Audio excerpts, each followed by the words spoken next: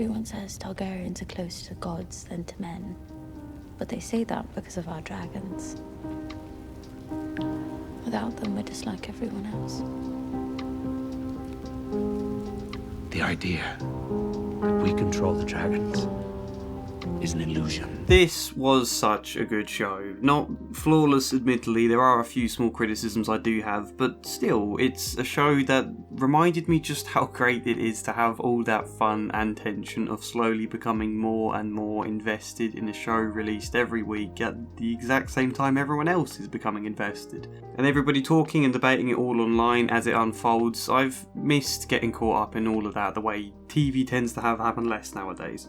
House of the Dragon undoubtedly delivered, feeling very much like something within the same world, atmosphere, style of Game of Thrones. Even going so far as to keep the same theme song, which I personally didn't like actually. I think it deserved its own theme, and I've never actually found that piece even half as stirring as others Ramin Djawadi has composed for this franchise. All the same, you can't fault the boldness there of keeping the theme the same. They wanted this to reignite people's love for the franchise, and this show does just that, but without feeling too much like a prequel either. It's kind of weird how it feels refreshing nowadays to watch something not packed to the brim with nods and hints to other series throughout. Even in the beginning, when Viserys came out with a dagger that you might remember from Game of Thrones and talked about Aegon's prophetic dream of an army of White Walkers that will one day attack, a dream he named Song of Ice and Fire, I thought, okay, this was a bit of an on-the-nose reference, but then that turns out to be a massively significant thematic point and adds a great layer of tragedy to both Viserys and later Rhaenyra. Eager to keep the realm united, knowing a strong house of dragons is 100% the best weapon against this apocalyptic threats, only for the chaos of a war to slowly become unavoidable.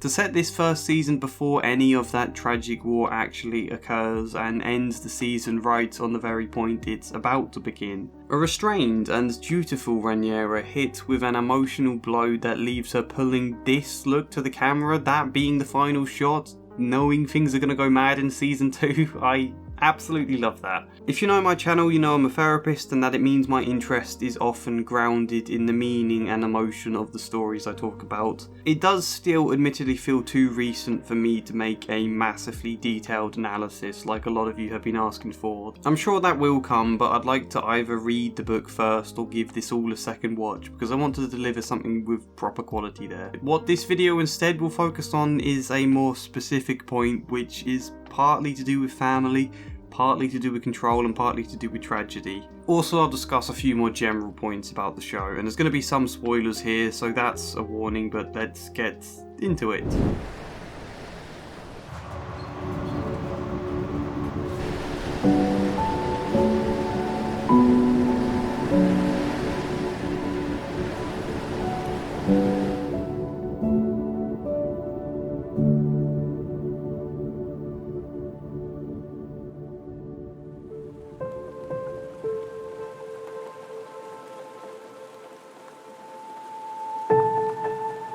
It's always nice to watch shows with moral complexity, isn't it? That's a bit obvious to say. But I think it actually feels doubly complex here compared to how it does in Game of Thrones, precisely because of how much more contained everything is. You know, all the characters in Game of Thrones were morally grey figures, just the same as here, faced with uncertain dilemmas with no clear correct answers, but the decisions and actions Tyrion was making felt a world away from what was going on in Arya's world, or Jon's world, or Daenerys. Indirectly, they did have some effects, sure, but in House of the Dragon, every single decision Rhaenyra makes has a direct, massive impact on Viserys, Alicent, Daemon, Rhaenys, all of the other main characters, and all of their actions have impact on each other too, and that makes it all so much messier. And you can like and support one character only for them to suddenly do something bad or even horrible to another character that you like, and suddenly they're at odds, and then they're forming alliances and pitting against each other, and it's all constantly changing. Bolstered hugely, I think, by how many big, long ensemble scenes we get of all these characters on screen together. It makes it all feel very Shakespearean in a way. In Game of Thrones, not that this is a video of comparing the two, but Tyrion was a beloved character who does do horrible things at times, much more so in the books, but because most of these horrible things he does happen to minor characters you don't much care about, it can kind of wash over you. Hence Tyrion somehow ending up being pushed as this really virtuous character by the end of the show. People and the writers themselves sort of forgot that he had darker sides to him as a result. But I feel like House of the Dragon never allows you to forget that with these characters. A lot of people really like Daemon, despite him probably being the most gruesome character in the series, and people also tend to like Rhaenyra as well, and they get hopeful about these two becoming some sort of power couple despite everything, and then suddenly Daemon grabs Rhaenyra by the throat, and even the people who most love Daemon in this moment, they are a bit like, oh my god, this is horrible. In that sense, it's a very useful reminder that this guy isn't just being brutal to random side characters. He can be like that and carry that same threat to the characters that you love most. So that is one advantage you get from a more contained cast and setting, because all their actions have direct impact on all the other characters you care about. It leaves your heart twice as in conflict, and that is fun. Seeing what happens with Laenor on the one hand, and then Rhaenyra having to talk face to face with Rhaenys about it, and having to lie through her teeth, or sort of lie. I think empathy at its hardest is when you're both seeking to understand and feel compassion for people whilst at the same time not allowing yourself to overlook any of the downright horrible actions they might make. You know, when it comes to dark and sometimes brutal characters, people can often fall into the position of only doing one or the other. Either they have nothing but disdain, such as an interesting comment I got the other day on my psychological analysis of Cersei, saying they found it sickening that I was showing empathy for someone so villainous. People can do that, or they can go the other route of just seeing the hurt and vulnerable sides as though to ignore and dismiss everything else. But no, that's not true empathy, I don't think. You need to remain aware and honest about all sides of a person, otherwise you're not seeking to understand all of them. Achieving both those things, the compassion and the awareness, isn't always an easy thing to do, and House of the Dragon feels like an exercise forcing you to do so, which is just really fun. Again, no, it's obviously not the only show to do this, but it's just worth saying again how great it is when a show does achieve this. Later on I'm going to tell you who my favourite character is in this season, and I bet none of you are going to guess it. Even I find it stupid. There's something else this more contained focus on pretty much one family achieves for this show though, something that does expand out to a greater point, hopefully.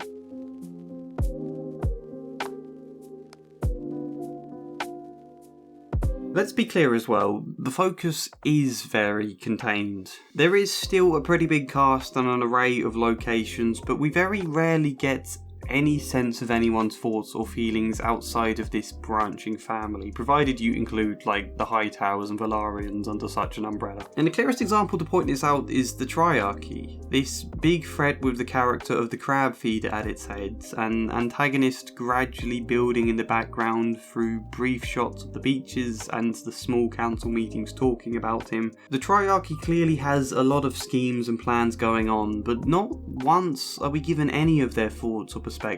Even the crab feeder, this super interesting, mysterious character slowly building up, he never speaks and then just dies. Not even with a dramatic final showdown. Daemon chases after him and then we cut away to Corlys and Vaemond and other people fighting. After which Daemon just returns dragging half of the crab feeder's severed body. In any other show, the crab feeder would have been given his final villain speech or some sort of dramatic moment, but no, he's just swept aside by this all-powerful family. And I know this war technically went on for ages and it wasn't so easily sweeping them aside. It was really hard won, but we're deliberately shown so little of that, I think.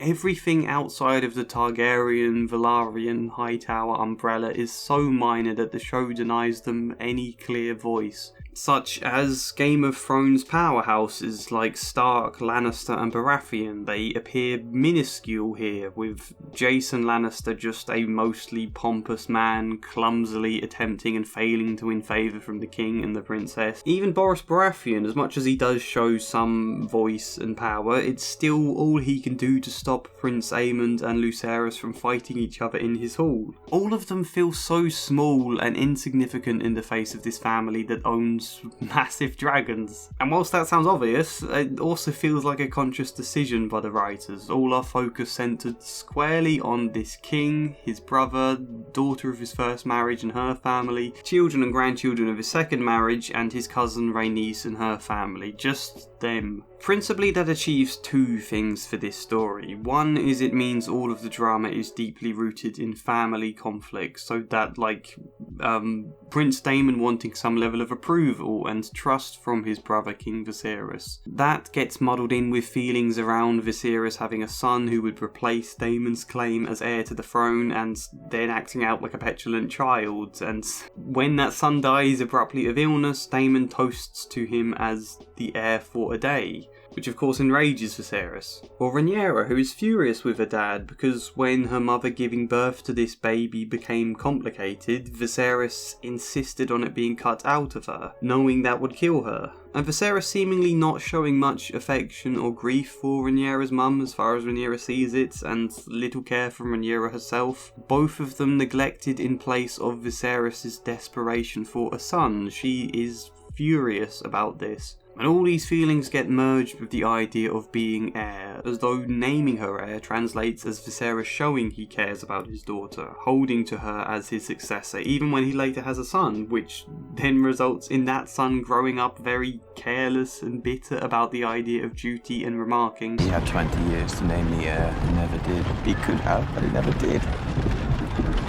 Because he didn't like me." You know, the defining moment that will kickstart this entire brutal war is born straight out of a fight between young children that went wrong. These kids starting on Aemon because he claims the dragon Vhagar as his own, which was born out of Aemond being teased by his brothers for not having a dragon and how insecure that sibling dynamic made him feel, as well as the conflict between the mothers of these two children in Rhaenyra and Alicent, which itself is a conflict rooted in Alicent marrying Rhaenyra's father at a time where she was still grieving the loss of her mum. The awkwardness of your friend suddenly becoming your mother-in-law. These are literally the emotional family conflicts that led to a massive civil war. I find that really fun. And someday I am going to have to sit down and properly analyse all of the family dynamics going on here. That would be a very fun, massive video. So yes, there's that, and there's also this point as well. King Viserys, the father, the patriarchal figure over all this realm and all this family. It's such satisfying television to watch him slowly descend more and more into being what you could call the slightly past-it grandfather rather than the strong king in charge that he's supposed to be. If anyone is the main character in this first season, even more so than Rhaenyra, I would probably say it's him, kind of like Ned Stark was in season 1 of Game of Thrones. And the way this season takes time to properly chart his life feels very much like the tragedy of a man who A, has this clear duty of needing a united realm that will one day need to fight back the White Walkers, B, a man who so desperately wants to keep his family united. They are his pleasure, really. They're his fulfilling meaning in life, getting to sit round a table as an old man and just feel happy, seeing all these people getting along and having fun. I can't tell you how intensely that bit moved me thinking about my own grandparents there. But also see how worn down he gets by all the pressures of being king, the endless tasks, the constant politicking going on around him. As we see so clearly in episode 3, they're all off on a hunt and it all gets bogged down by all these people suggesting husbands to Rhaenyra for whatever scheming interests of their own, and Viserys getting more and more drunk and fed up with them, and just how painfully false this whole thing is. Hunting is a big thing back in medieval times here, but it feels like such a farce here. The idea of a hunt was to try and get away from all this politicking, and yet he gets so muddled with it in this more enclosed space of a tent, and other people go and catch this poor creature for the king, and he has to limp out with a spear of Jason Lannister's that he insisted Viserys use, and then be told where to stab to kill the stag, and then again when it doesn't work, and they all cheer as though he was a hero for something so false and awkward and a bit depressing. I think the politicking could have potentially made Viserys very bitter. I came here to hunt. Not to be suffocated by all this fucking politicking. Instead, he mostly goes the other way and shuts out all that stuff, instead honing his focus on the more pleasant things, you know, like crafting his sculpture of King's Landing, like an old man in an attic with a train set, avoiding the world to focus on that, or determinedly seeing the wonderful togetherness of family in place of noticing how this family is completely falling apart around him. He comes to watch his grandchildren practice their fighting and says, "This is the stuff, Lino. Lads that learn together, train together, knock each other down, pick each other up." only for it to end with vicious fighting and nobody getting along at all. Viserys is determined to believe in all these branches of his family getting along, whilst also being very, very resistant to the idea of confrontation. When he is forced to see that they don't get along, he resorts to quickly insisting that they all resolve their differences before he then goes back to pretending it's fine again, and that's understandable. It's tragically relatable. He just wants his family to love each other as he loves them, but he doesn't know how to help that happen, and he's so tired of it. It both gladdens my heart and fills me with sorrow to see these faces, most dear to me in all the world, yet grown so distant from each other. But set aside your grievances, if not for the sake of the crown, and for the sake of this old man, who loves you all so dearly. And for a moment here it seems possible. As Rhaenyra and Alicent move to apologise and forgive each other, they have an almost dreamlike moment of togetherness. Beautifully shot, the music and candlelight making it all feel so otherworldly as this man watches on. That's all he ever wanted, until the pains start returning and he has to retire to bed, and then suddenly the children are all at each other's throats. It feels so damn tragic. And then Viserys dies in probably one of my favourite death scenes from anything.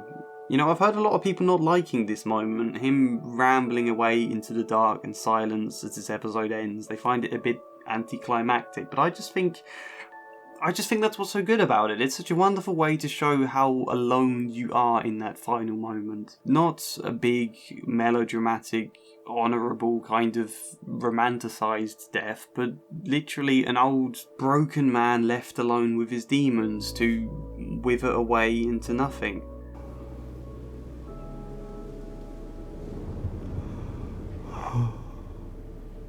My love. Also, Paddy Considine is amazing in this role. I've always loved him. I'm really happy to see him killing it in a part like this. He's easily the best performance in the show. Anyway, what's the point of me saying all this when it does feel just a bit like summarising the plot? Well, it's all to do with this theme of control. I'll try to explain what I'm attempting to get at.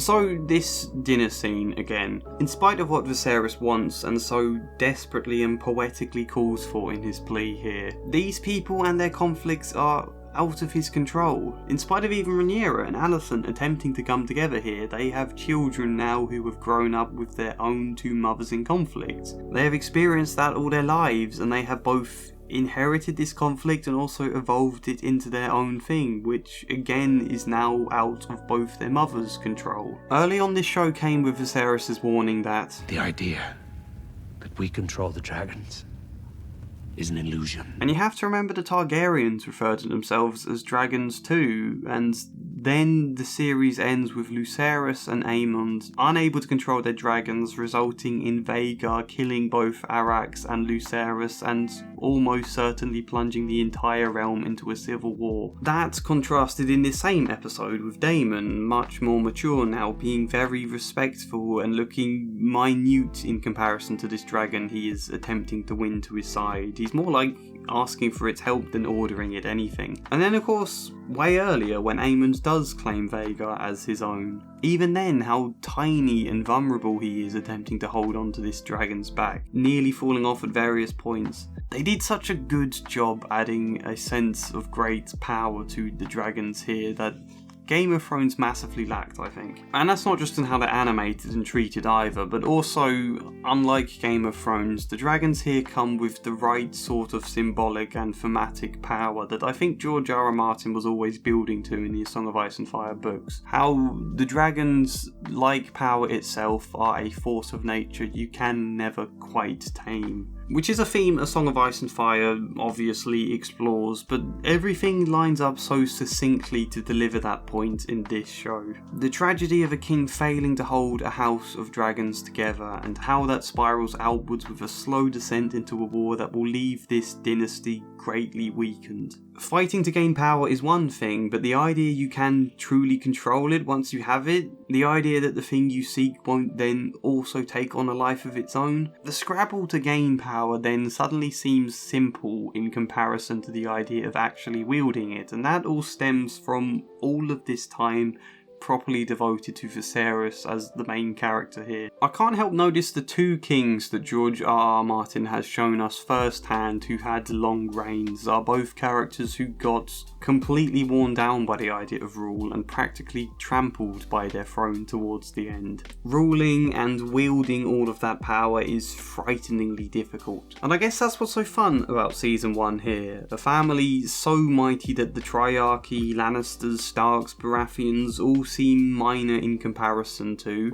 only for the dragons themselves to very, very gradually start to make these Targaryens and Velaryons themselves appear minor. That feels like a really nice shift that takes place. And then I imagine season 2 will start bringing in some outer elements more. Perhaps now as the war begins, the other great houses will begin to seem more prominent, be given more voice and ability, and we'll notice the balance begin to shift there. I don't know though, I'll have to read the books to know for sure. I hope that point makes sense anyway. It's not a massively deep one, no, it's just what I found interesting about this series. It's how that idea aligns so well across everything in this season, really. It gives the season a really, really engaging sense of progression. So yeah, now I'm going to finish with a few more general thoughts on the series.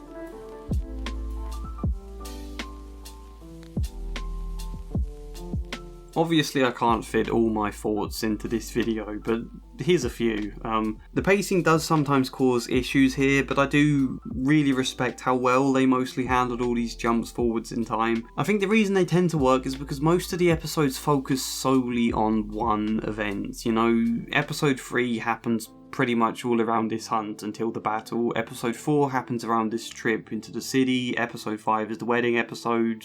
Episode 7 is pretty much all one big funeral. There are often some other scenes around these events, yes, but still they tend to give each episode this one clear event and a clear problem to be solved, and that grounds everything. Even in episodes where that point is less clear, like episode 6 where the time jump to new actors happens, that begins with such a perfect long take following Rhaenyra giving birth and then carrying the child all the way through the Red Keep to see Alicent and Viserys. The length of that take is wonderful, and it's such a brilliant way to familiarise us with this older Rhaenyra and just to settle everything again. Most episodes give us not necessarily long takes, but definitely very long scenes that keep it grounded where there are big time jumps happening around them. But yeah, even saying that, the time jumps can still leave me a little confused. Like, one moment Daemon seems to be trying to marry Rhaenyra, or possibly just manipulate her, and then he's killed his own wife. Only suddenly next episode he's married someone completely different and is living with a family in Pentos, and I was like,